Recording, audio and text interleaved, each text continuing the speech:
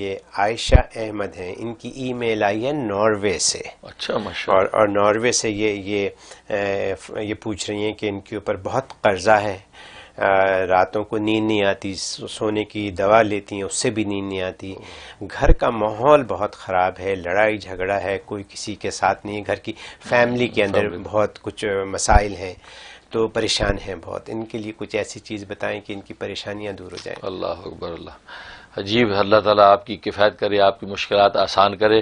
آپ ناروے سے کال کر رہی ہیں اتنی دور سے، اور ہم بے شک دل کی گہرائیوں سے آپ کے لیے دعا کرتے ہیں.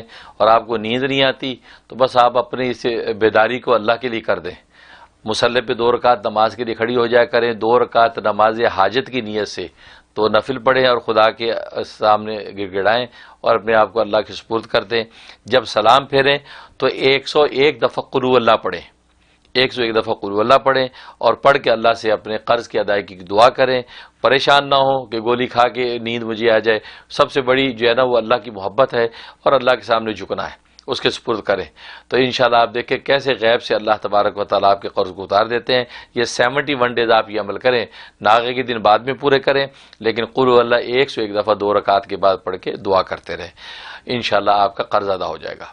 اور دوسرا، گھر میں جو لڑائی جھگڑے ہیں اس کے سورۃ انفال کی آیت نمبر 63 نمبر آیت، یہ 41 مرتبہ پڑھیں یا 11 مرتبہ پڑھیں.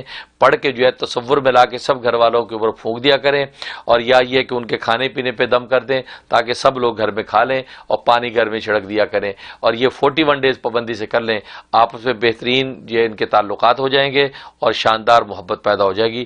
بہت مجرب دعا ہے. ویڈیو کے نیچے سبسکرائب کے بٹن پہ کلک کریں، بیل کے آئیکن پہ کلک کیجئے تاکہ ہر نئی ویڈیو کی نوٹیفیکیشن آپ کو مل جائے.